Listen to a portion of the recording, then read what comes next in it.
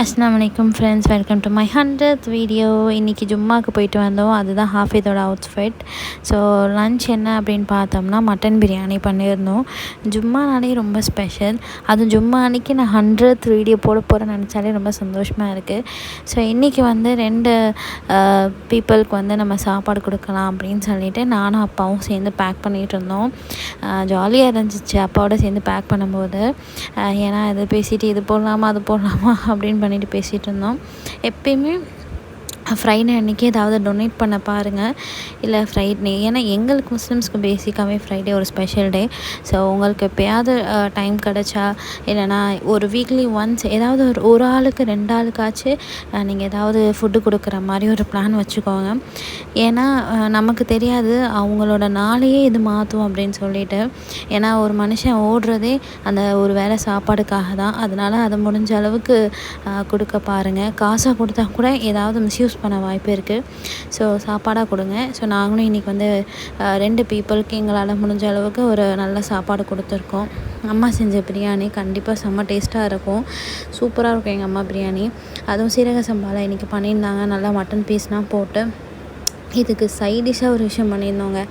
அதுதான் இந்த நாளோடைய சூப்பரான விஷயம். என்னதுன்னா காடை 65.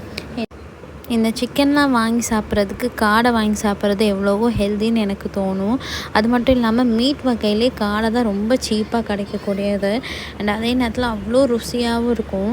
இது வந்து அம்மா நல்லா மசாலா போட்டு ரொம்ப நேரம் ஊற வச்சுட்டாங்க.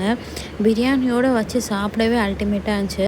அப்புறம் இந்த ரைத்தால ஆனியன், மாங்காய், அப்புறமா கேரட்டு, பச்சை மிளகா, மல்லி இலைன்னு போட்டு செம்ம வாசனையாக செம்ம டேஸ்ட்டாக பண்ணியிருந்தோம். அப்புறமா ஈவினிங் ஹஸ்பண்ட் ஆஃபீஸ் வந்தாங்க. வந்ததோட இன்றைக்கி நான் 100வது வீடியோ போட போகிறேன், வாங்க வெளியே போகலாம், நம்ம போய் ஐஸ்கிரீம் சாப்பிட்லாம் அப்படின்னு சொல்லி கூப்பிட்டேன். சப்ஸ்கிரைபர் கவுண்டே கம்மி இருந்தாலும் பரவாயில்ல, நம்ம தான் செலிப்ரேட் பண்ணணும் அப்படின்னு சொல்லிட்டு நாங்கள் கிளம்பிட்டோம்.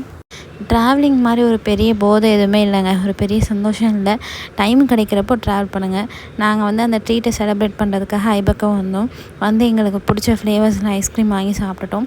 ஐபக்கோவில் மஸ்ட்டு ட்ரை பண்ண வேண்டிய சில ஃப்ளேவர்ஸையும் எனக்கு பிடிக்காத ஃப்ளேவர்ஸையும் நான் நெக்ஸ்ட் வீடியோவில் சொல்கிறேன். கண்டிப்பாக யூஸ்ஃபுல்லாக இருக்கும், நீங்கள் ட்ரை பண்ணி பாருங்கள். அதில் ஒரு ட்ரிக்கும் நான் சொல்ல போகிறேன், அதையும் நீங்கள் பார்த்து வச்சுக்கோங்க.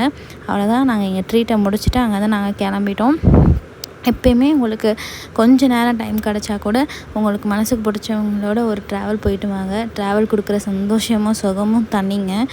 ஸோ வீடியோ பிடிச்சிருந்தா சப்ஸ்கிரைப் பண்ணி சப்போர்ட் பண்ணுங்கள். தேங்க்ஸ் ஃபார் வாட்சிங்.